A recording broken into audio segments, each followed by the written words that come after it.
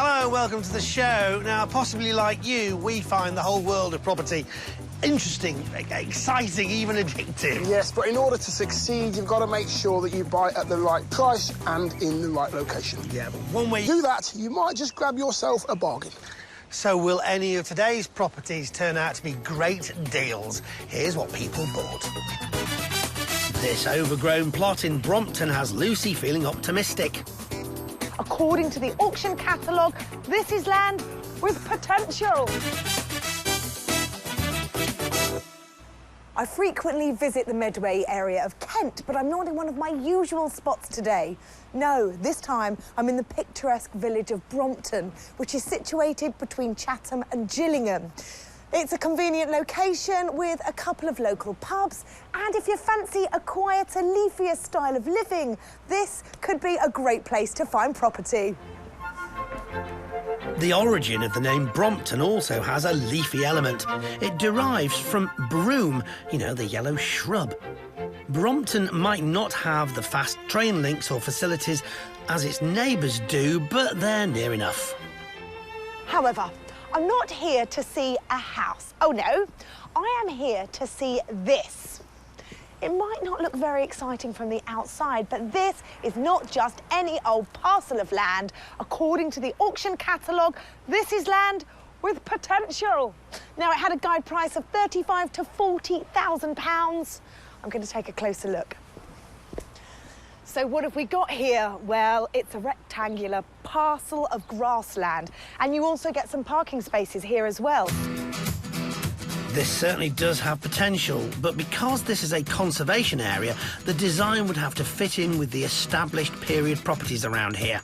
But it's flat and there is access. It's 0.09 acres, so what to do? I think a detached family home or a pair of semis would work really well in this residential spot and certainly be a much more profitable way to go. However, planning is no shoo-in. There are plenty of aspects of a development here that could prove stumbling blocks. Parking provision, privacy for neighbouring properties, and quite possibly preservation. And have you noticed this tree on the site here? This could also pose a problem to a planning application, and that is because anyone proposing to cut it down, top or lop a tree in a conservation area has to give 6 weeks' notice to the local authority, who will then visit the site to decide whether a tree preservation order should be applied. If not, then you should be OK to chop the tree down. But if they decide the tree should be protected, well, that could affect what and whether you can even build here.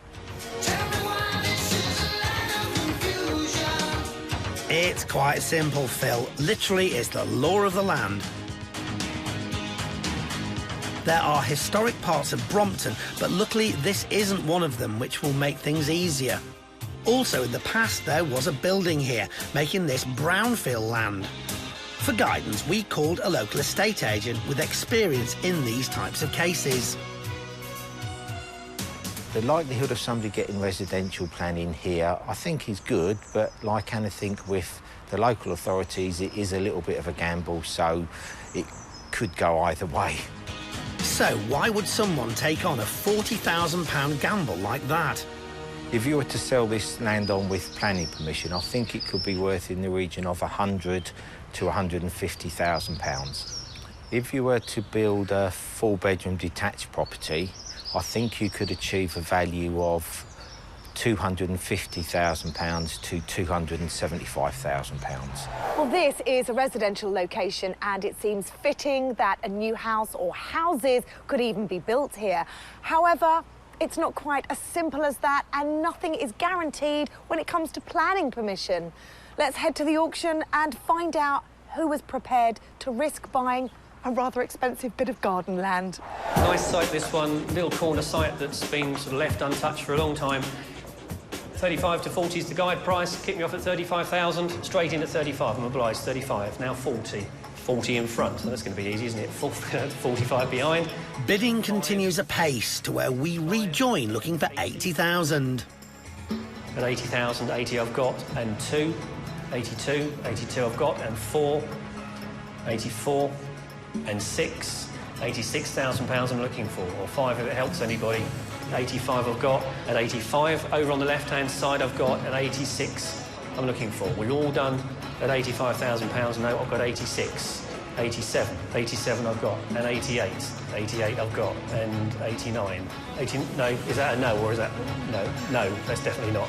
£88,000, and I'm back with my maiden bidder for the first time at 88,000, for the second time at £88,000, third and final time, if you're sure you're all done, well done, £88,000, and that's H080. That top bid of 88,000 came from David and wife Maureen. David is a pastor in a local church, and Maureen assists him with his work. They live in nearby Chatham and plan to build a house to live in on this plot. David and Maureen, congratulations. Thank you. Thank you, Lucy. So let's talk about auction day and the price you paid. Did you expect to pay as much on the day? Personally, yes. I felt that the area that we were in is quite a good area, and the size of the plot was reasonable. It was right at the top end of our budget, though. Is this something you've been looking into and planning for many years, or did you just see a plot and instantly think, oh, that would be good? We've been looking for land for quite a while, scanning everywhere, walking the roads and streets, looking. Really? Yeah. And when you saw this plot of land, Maureen, how did you feel? Because it doesn't look like, oh, look at that plot of land. It's almost a little bit, you know, unusual in shape. It is a funny shape, and with all the stuff that's on it as well, the wall and the trees and everything, we sort of thought, oh, don't know. But we found out that somebody else was thinking of putting 2 houses. So you've paid nearly £90,000 on auction day for this plot without planning permission. Now, how does that make you feel? Very nervous at first. The golden rule is not to buy a plot of land without even outline planning. But because there had been a property on here once before, many years ago, we felt there's a very, very good chance. Guys, tell me about the sort of house you want to build. A highly insulative house, a passive type of house where everything is geared for keeping heating and keeping the cold out. That's high on the list. We're going to spend our great part of the money on the insulation of the walls. Yeah, it's going to be 3-bedroom, an ensuite and probably a bathroom, toilet upstairs, and then downstairs we're going to have a wet room and a toilet, as well as sort of the open plan. Is it just for you two? Yes. No grandchildren, no kids. No, just the grown-ups. Just the grown-ups. A grown-ups house. Maureen's laughing away. Is that true? Is that quite exciting? Or is that completely a lie? Yeah. That's a thing. David, what are you doing to me? So come on, who is this house going to be for and what's it going to be like? Well, it's for us, but we've found we've got 3 daughters, and now they've all grown up and they've got their own families as well. Our house is just too small when we have a family get-together, so that's why we want it all open plan. There's no walls. Apart from the utility room, there's no walls. You've got to think outside the box. You know, like we've been discussing about like where the stairs would go and all this sort of thing, and you so think about what your house is like now and think, oh no, it doesn't have to be like that. We can just do it whatever. So it's quite scary thinking outside the box. What are you most looking forward to? I think to have the off-road parking, I know that sounds very strange to build a house, but... Such a man thing. I know, it is a man thing. Isn't that such a man thing? Or the off-road parking. Yeah, the off-road parking. Not the bathrooms or the kitchen. So you're looking forward to the off-road parking. I am. Tell me why. I think because where we live at the moment, all our vehicles have been on the road and severely damaged at times. So getting the vehicles off the road is really great. But also the excitement of building something that maybe will help in future-proofing our financial position in the later years. And what sort of materials are you looking at to build this house? Timber frame, stud. Oh, yeah. OK. Are you going to be importing something like that? We are. If you're talking importing from Ireland, OK. we have a company in Ireland that we would like to use, and then we're going to employ subcontractors. I'm going to be the project manager. Tell me how you're both going to work this with your daytime jobs. Tell me about that. We intend to live on site. We can't have a home and live in that as well as pay for the project. So we're going to sell up and move directly onto site as the building starts, right from the word go. In a caravan? In a caravan. Living in a caravan. Are you quite excited by that, though? It's quite an adventure, isn't it? Yeah, that's right. Well, I bet David will be visiting his parishioners a lot for tea. Living in a caravan can be a challenge. However, these two have got lots of support to help them get a meaningful start. We have said, though, we're going to have a big ground clearing day. So we'll have a ground clearing day, barbecue, sort of get everyone on site to help. What sort of budget have you got for this build? 100k. That is it? And your timescale, how long do you think it's going to take you from start to finish? This year we're just doing all the homework and everything, and then of course the planning permission, and then we've got to sell our house, so hopefully next year it will get going. So in terms of months, how long? 6 months. 6 months from start to finish? Do you really think you can do it that quickly? Yes, the house can actually go up with, from the foundation to the roof in 6 weeks. And then after that, of course, we put up the external brickwork, the roof tiles, and then kit out the inside. You guys both look so happy, and I'm just really excited that you've got the chance in life to build your own dream home for you and your family. Yeah. I mean, it's an opportunity that's just not to be missed. Yeah. Absolutely. Well done, Maureen. Lovely to meet you. Thank you Lucy. so much for Thank coming you. along today. It's great. Good news. Yeah. Thank you. Well, it might be the first time they've built a new home, but David and Maureen already have a plan of action and a team in place ready to build their new sociable property. However, it's not as easy to obtain that all-important planning permission, and they can't make a start until they have that in place. We'll find out later in the show if they're given the green light to go ahead with their eco-friendly house.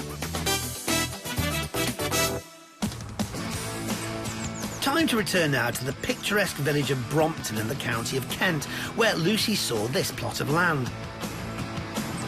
OK, it was rather lacklustre, but it did have lots of potential. I think a detached family home or a pair of semis would work really well in this residential spot. There were, however, a few obstacles in the way. The land had no outline planning permission, so who knew if you could build anything at all? It was also in a conservation area, so whatever you build would need to fit in with the established period properties in the surrounding neighbourhood. Despite the obvious issues, it was a match made in heaven for local pastor David and his wife Maureen, who paid £88,000 for the plot. It might have been in a conservation area, but their plans for the inside weren't so traditional. There's no walls. Apart from the utility room, there's no walls. You've got to think outside the box. You know, like we've been discussing about like where the stairs would go and all this sort of thing, and you so think about what your house is like now and think, oh no, it doesn't have to be like that. We can just do it whatever. For David and Maureen, outside the box was their very own eco-friendly, highly insulated home with space for family gatherings with their grandchildren. They hoped they could get the house up in 6 months and had a budget of £100,000. So when we returned 2 years and 9 months later, let's see if they have their own divine creation.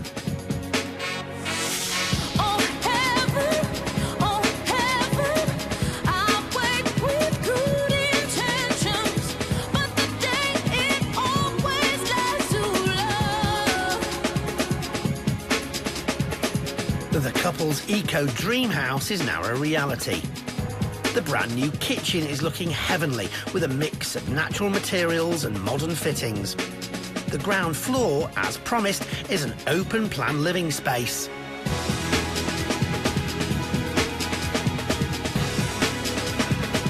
All the windows in the property are passive triple glazed, which means they are virtually airtight, so the house is very cost-effective to heat.